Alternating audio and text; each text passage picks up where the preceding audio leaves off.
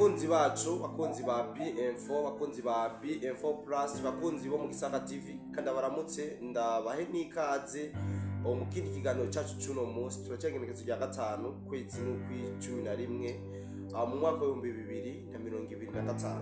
Yesu nko bisanzwe tuba tubazaniye byinshi cyane ku makuru abari karavugwa ku mutekano muke ukomeza kurangwa muri Afrika, mu karere dusanzwe duherereyemo, ndavuga muri region de Grand Lac. Turasubira neza na neza mu gihugu cya Tanzania inyuma y'imyigaragambyo nyinshi cyane iteye ubwoba yari maze iminsi kirahaba. Biraboneka neza yuko imyigaragambyo bisa nuko ingufu ziko ziragabanuka. Ati gute bimeze gute? Inyuma yaho President Samia Suluhu Hassan arahiriye gutwara igihugu cya Tanzania, hahise hatangurwa umusako novuga ukarahabutaka wo guhiga kira muntu wese cyangwa muntu aba muri Tanzania atabifitiye uruhusha. Ibi byose twagiye ko mu kino kiganiro fise umusanguzi umwami Gisaka adufitiye amakuru y'ubutasi, adufitiye byinshi mutari munsi ku bijanye n'ino migumuko yariko iraba mu gihugu cya Tanzania. Haramaze gufatwa abarenga amajana menshi, haramaze gufatwa abasirikare benshi bavuye mu bihugu bigiye bitandukanye, nabo bari muri no manifestation.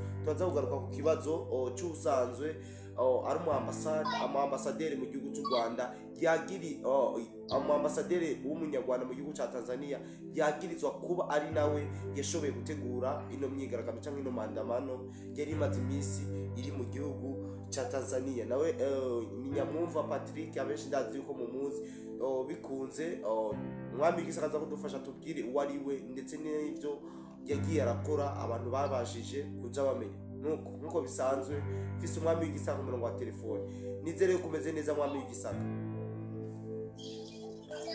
Bwana munyamakuru meze neza kandi mwifuje kugubwa neza nawe, nubwo numva niba ari gripe cyane bari kaba arangani kashwara kari siyasi, musabye kwihangana kandi uraza koroherwa mu izina rya Yesu. Amen amen. Naka gripe ndibaza yuko kariko karahera vuba cyane, ndaza kuba meze neza. Mwami w'Igisaka sinzi ko wumvise ibyo navuze mu ntangamarara. Turaje turabe ikijanye n'umusako uri kurabera mu gihugu cya Tanzania wo guhiga ba mu gihugu cya Tanzania batabifitiye uburenganzira, ndetse ari nabo bivugwa yuko aribo bashoboye guteza umutekano muke, aribo bashoboye guturira amazu, guturira imodoka z'abandi, donc guteza manifestation muri rusange.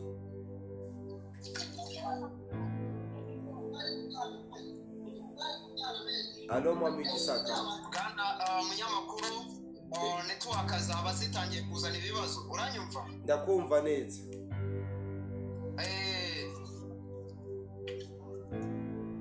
Alo? Warumaze kumbaza ati bwana munyamakuru, ati bwana musesenguzi, ntabwo numvisha ukuntu yisumbaza kugira ngo mu by'ukuri mbone uko tuganira cyangwa ntera ku kibazo nyine warumbajije.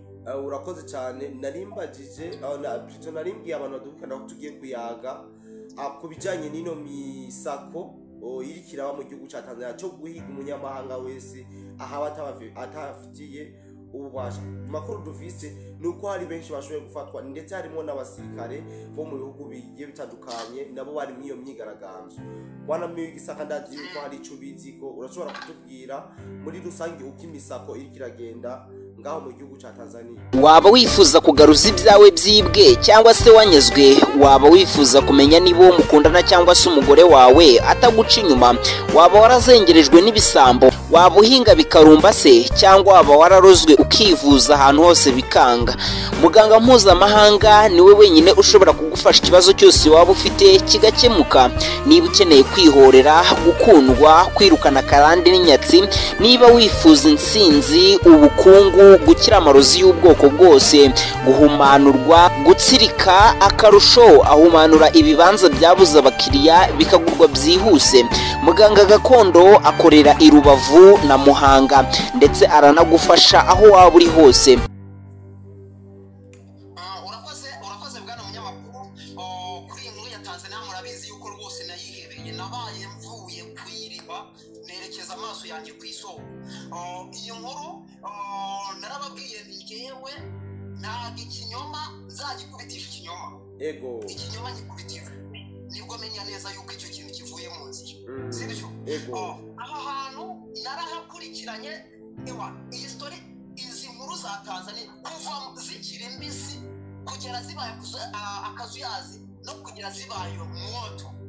Ego ni ikintu nakurikiranye n'ubu nyikurikirana kuko aba bagizi ba nabi ntabwo baracogora, bimwe birapfuba ibindi bikaba bakaba bakani yaferinga bagafata B bisaba ngo ube maso. Bwa munyamakuru ntangiye imisako iri kuvuza ubuhuha. Twibuke ubwo Samia Suluhu Hassan yamaraga kurahira yaravuze ngo Abatanzania ntabwo bigeze bigaragambye. Ego arongera kandi aravuga ati muri za mvugo za politike aravuga ati abenshi muri bo ni abanyamahanga. Ego hanyuma arangije aravuga ati ariko ibi bintu turaza kubiristoringa mu buryo bwabyo, amahoro araza kugaruka. Abanyatanzania ababwira ati Abanyatanzania mwihangane bariko bari gukora biriya bintu. Hanyuma ati tugiye gukurikirana igipolisi cya Tanzania cyahise kiza gitanga nimero ya telefone, gitanga buri kimwe cyose ati ucumbikiye umunyamahanga. Muri introduction watubwiye ngo ni abadafite ibyangombwa. No, ntabwo ari abadafite ibyangombwa gusa, upfa kuba uri umunyamahanga wo mu bihugu bamaze kubona neza biri muri ibi bintu. Ni ukuvuga ngo ntabwo ugomba kubacika. So rero bari gusaka, nagiye muri cyane mu binyamakuru bya Kenya, induru ziri kuvuga bari gutera uriya mugore amabuye. Induru ziri kuvuga bari gusaka rero nk'uko ukuriye igipolisi cya Tanzania yaje akatubwira ngo haba mu mudugudu aho ariho hose niba uri landlord ucumbikiye abantu abanyamahanga, ngwino tubwire ati dore umunyamahanga dufite n'uyu turamutse tugufatanya umunyamahanga utara muri putirizi ngo tube tumuzi tumukurikirane umunsi ku munsi. Ibyo bintu biragukoraho. Ego ndakumva cyane. Iyo ni briefing yari amaze guhabwa n'umukaba w'ikirenga w'ingabo za Tanzania wari umaze kwimikwa Samia Suluhu Hassan. None imisako uhera muri iyi minsi ibiri itambutse, ndajya mubwire uyu munsi turi ku itariki ya 6, ni ukuvuga ngo n'ejo hashize kuwa 3 no kuwa 2. Ego mu ntara ngiye kukubwira hari intara hari umujyi wa Dar es Salaam, hari umujyi wa Mwanza, hari umujyi wa Zanzibar City, hari Mbeya, hari Arusha, hari Morogoro, hakabaho n'uwo bita Songea. Aha hantu hari umusako uteye ubwoba. Aha mu makuru y'ubutasi ubwo natangiye nageze ku butasi. Ariko mbere yuko njya ku butasi bari gusaka iki? Bari gusaka amaroji, by'umwihariko baribanda ku y'abanyamahanga. Abaye bari kwibanda ku maroji cyangwa se amahoteli cyangwa amabare y'Abongereza. Ubwo mbereye kubakure, ubwo nahita ngera hano. Baribanda ku y'Abongereza, baribanda ku ya Canada, bari kwibanda ku ya ku ya Leta Zunze Ubumwe za Amerika. Ngira ngo umusibeje wumvishe Leta Zunze Ubumwe za Amerika yongeye ivuga ngo nta mutekano ngo abene igihugu bafite hariya ahantu bayo. Hanyuma abandi sasa mu karere bo babonye ishyano rwose, bari gutwara tuvuga ngo ni maguru adakora hasi. Ni abantu bari guturuka hano muri Kenya, bagaturuka hano muri Uganda, bagaturuka hano mu Rwanda twicaye. Gana umunyamakuru niba network zitari kuvangira turajyana. Ndakumva mwami w'igisaka ndagutegeza kabisa. Yes, ni ukuvuga ngo abo bantu bari kubasaka by'umwihariko niba ari amamodoka aturuka hehe, ari guturuka ku gihande cyuriya mupaka uri gukoreshwa cyane mu ruhande rwa Kenya ngo ni Namanga Boda. Hari ahantu ndagira ngo mubwire ngo nakubwira ngo kibwana munyamakuru ubwo biruko nguko muri uwo mugwabo umaze iminsi 2 bamaze gufata abantu 960 ku makuru y'ubutasi. Abarimo b'abasirikare ngo nabahoze mu gisirikare, abandi ngo nabakoze mu nzego ngo zisa n'igisirikare ko ngo zitari igisirikare, ngo naba security. Nanga mu Rwanda harabo tugiye tuzi mu by'ukuri ari nk'ikindi gisirikare kiri aho ngaho ariko bakitwa ba security. Hari abandi bagiye baturuka muri za Uganda no muri za Kenya, abo ngabo bagera kuri 200 ni amakuru y'ubutasi ndagira ngo kubwire ngo bari muri intelligence ya Tanzania hanyuma bari babazwa ubwo barashaka uko bavugana n'ibihugu byabo uko umunyamahanga burya afatwa ku buryo bwihariye umufashe ugomba kugira ibyo umubaza ku ruhande rwawe amakuru ukeneye wamara kuyabona ariko ukavugana n'igihugu yaje akomokamo kugira ngo murebe uburyo kimwakemura icyo kintu cyangwa ube wabihaniza gutyo nuko bigenda muri diplomasi bwana umunyamakuru ndagira ngo nkubwire ngo hari ahantu ntabwo byoroshye niyo mpamvu uri kumva media zo muri Kenya zabaye credit bashoyemo amafaranga kugira ngo barebe kuko iki kintu bagira ibiki cyo kuvuga ngo Tanzania ngiri kuhohotera abantu imitungo ngiki niki so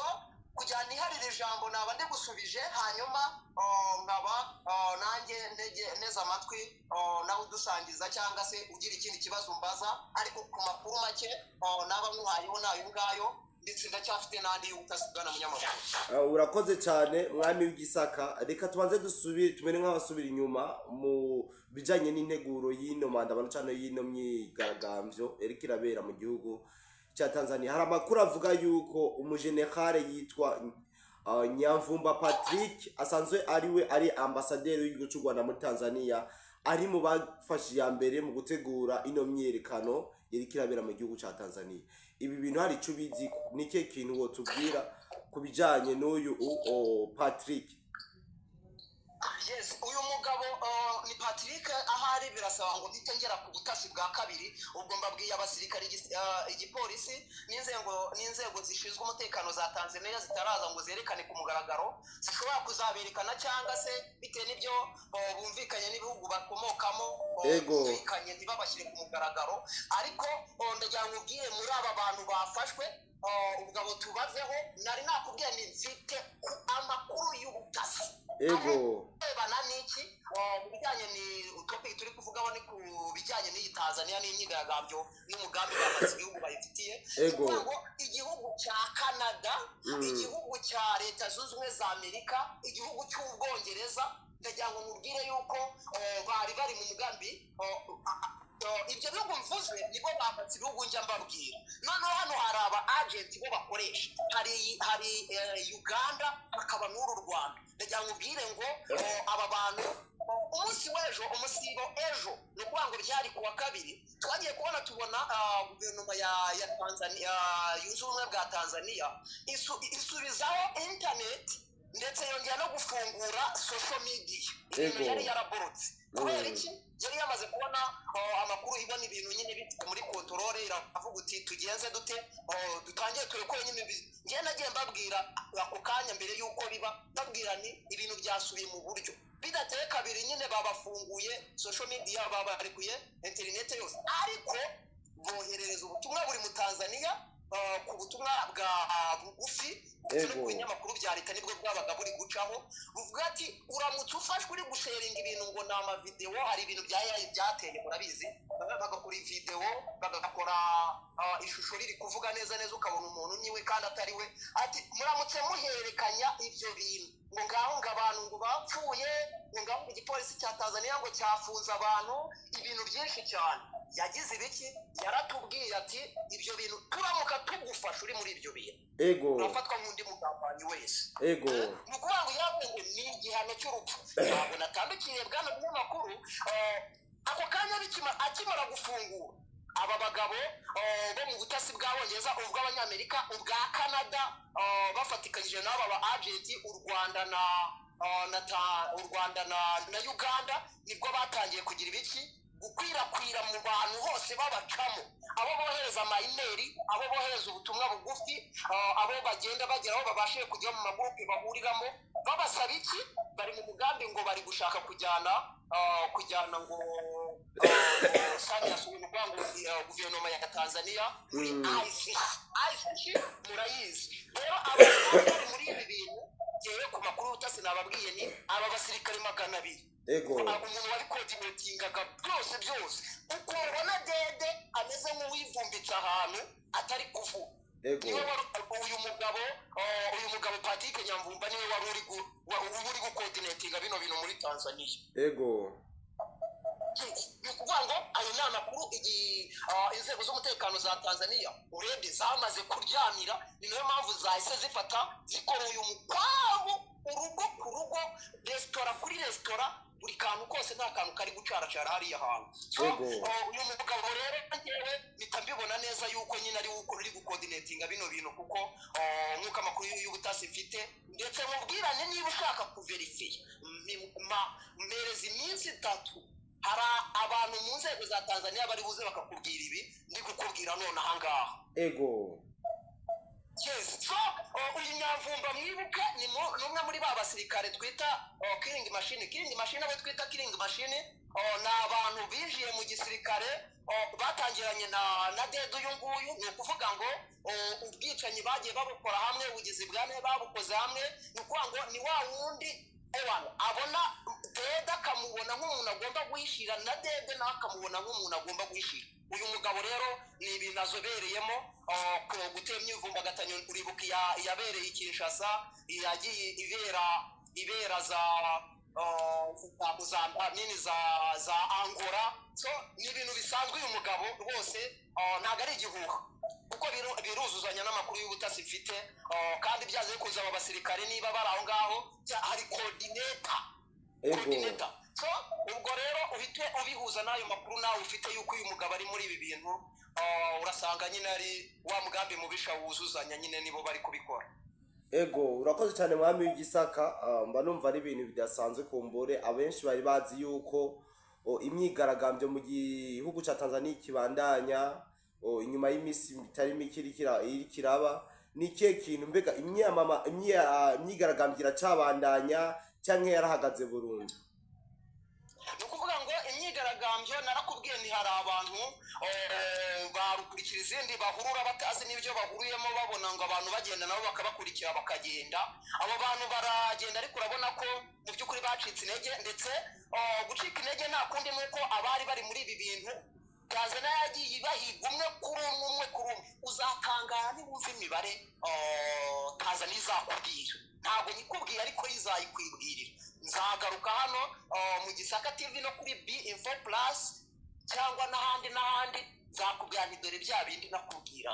So abo ngabo rero bareke ubwo barakomeza babavuza amasasu, ariko abandi bahindukiye no kuvuga ngo babonye ibyo bintu ko bitari gukunda, ubu bari kugaba ibitero mu bundi buryo. Ikitambere wumvishe uwo bita Generali Sejusha David, ni umutasi ariko ari mu kiruhuko cy'izabukuru, ni umusirikare nawe wafatanyije n'izi nyeshyamba za Museveni na Dede muri rusange. Ibyo ntabwo mbyibeshyeho, no kuvuga ngo izi nyeshyamba zose zagiye zikorera hamwe. Abadukurikirana mu Rwanda barabizi, wenda Abarundi nibo batabizi yuko izi nyeshyamba zo ndavuga iyi killing machine ya hano mu Rwanda yaje ituruka mu Buganda. So uyu mugabo yaje abwira igisirikare, ni ukuvuga ngo ni umusibe ejo yaraje abwira igisirikare cya Tanzania ariko kuki mukora nk'abadafite ubwe, tumwafashe ubutegetsi. Wibuka ari kubwira icyo gisirikare, kandi hari abandi basirikare bari bamaze igihe nabo imbere mu gihugu bari kuvuga ngo gisirikare, abo ngabo nagiye cishaho amavideo yabo hano mu Gisaka TV, babwira igisirikare cyabo uriya mugabo ntabwo yongeye kuboneka. Niba baramunyonze cyangwa niba yari asimbukira hakurya akajya mu Buganda, simbizi cyangwa akaba ari hano mu Rwanda, ariko ntabwo yongeye gukopfora. Ariko yari ari kuvuga ngo mw'abasirikare mwe mutabara igihugu, ababwira ngo mukore kuda.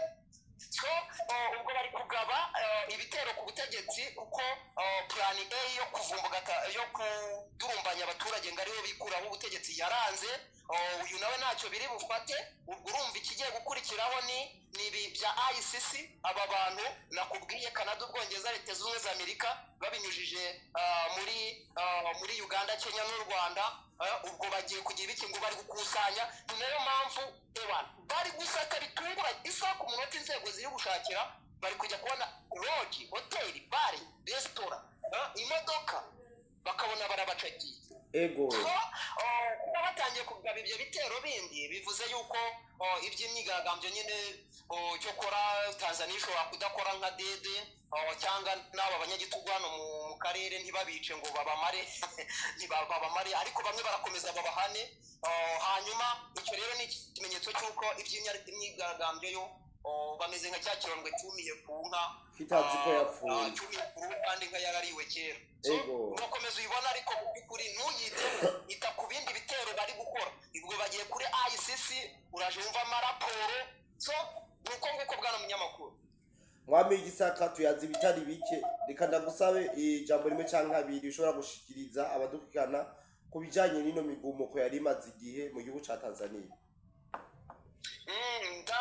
Bwana munyamakuru, ndagira ngo nkubwire ko aba bagabo rwose uburyo bigaragaje muri iki kibazo, urebye imbaraga bamaze ibihugu bashyize muri ibi bintu, urebye amayeri bakorewa rwose, Tanzania ahantu tukwiye kwiterera isaruti, kuko ntabwo byari byoroshye bwana munyamakuru. Uzi guterwa biturutse n'imbere, abasirikare ubwo bagatangira kwivumbagatanya ngo bahamagara abagenzi babo guhirika, hanyuma n'abandi bagaturuka hanze.